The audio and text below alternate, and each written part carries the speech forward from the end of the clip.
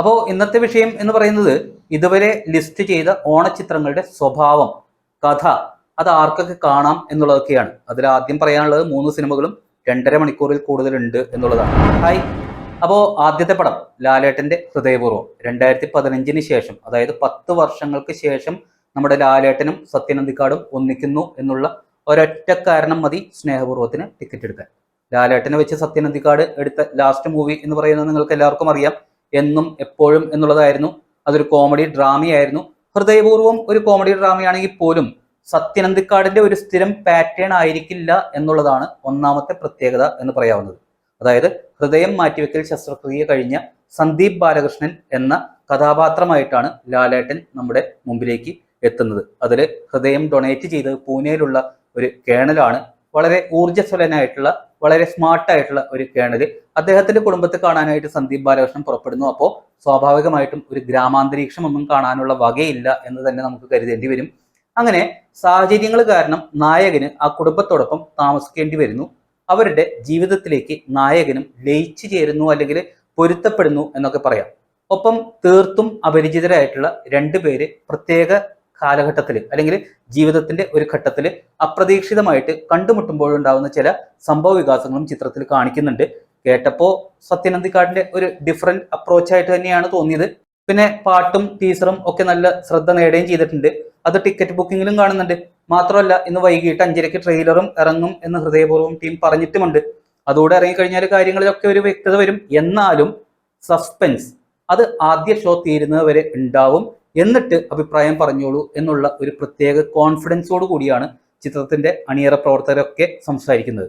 ഏതായാലും സർട്ടിഫിക്കറ്റോട് കൂടി തമാശകളുടെ മേമ്പൊടിയോടുകൂടി ഇറങ്ങുന്ന ചിത്രം കുടുംബ പ്രേക്ഷകരെയും യുവാക്കളെയും ഒരുപോലെ ആകർഷിക്കുന്നതായിരിക്കും എന്ന് തന്നെ നമുക്ക് പ്രതീക്ഷിക്കാം.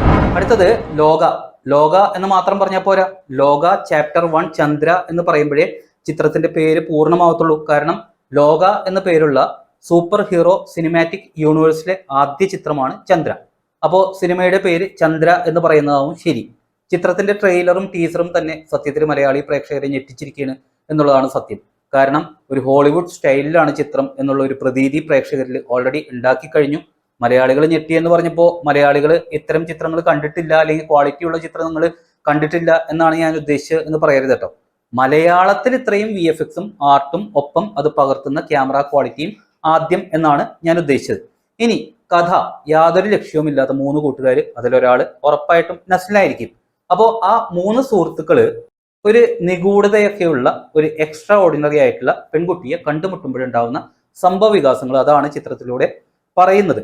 അതായത് ഒരു സൂപ്പർ ഹീറോ ആയിട്ട് കല്യാണി, ഒപ്പം അതിഥി വേഷത്തിൽ ടൊവിനോയും ഉണ്ട്. പിന്നെ ട്രെയിലറിൽ അവസാനം കാണിക്കുന്ന കൈ എന്ന് പറയുന്നത് സസ്പെൻസ് ആണ്, ദുൽഖറാണ് എന്നൊക്കെ പ്രേക്ഷകർ പറയുന്നുണ്ട്. അങ്ങനെ UA സർട്ടിഫിക്കറ്റോട് കൂടി ഇറങ്ങുന്ന ഒരു ഫിക്ഷൻ കോമഡി ത്രില്ലർ ചിത്രം. ഇത് യുവാക്കൾക്ക് ഒത്തിരി പ്രതീക്ഷകൾ ഓൾറെഡി നൽകി കഴിഞ്ഞു. പിന്നെ സൂപ്പർ ഹീറോ എന്നൊക്കെ പറയുമ്പോൾ കുട്ടികൾക്കും താല്പര്യമുള്ള വിഷയമായിരിക്കുമല്ലോ. കുട്ടികളോടൊപ്പം പാരൻസും പോവേണ്ടി വരുമല്ലോ. അപ്പൊ പിന്നെ ഇത് എല്ലാവർക്കും യോജിച്ചത് എന്ന് തന്നെ പറയേണ്ടി വരും. പക്ഷെ ഓവർ വയലൻസ് ഇല്ല എന്ന് ആദ്യ ഷോ കഴിഞ്ഞിട്ട് റിപ്പോർട്ട് വരാണ്. ഇനി അടുത്തത് 29-ന് ഇറങ്ങുന്ന ഓടും കുതിര ചാടും കുതിര. ട്രെയിലർ കാണുമ്പോൾ തന്നെ അറിയാം ഫുൾ കോമഡിയാണെന്ന്.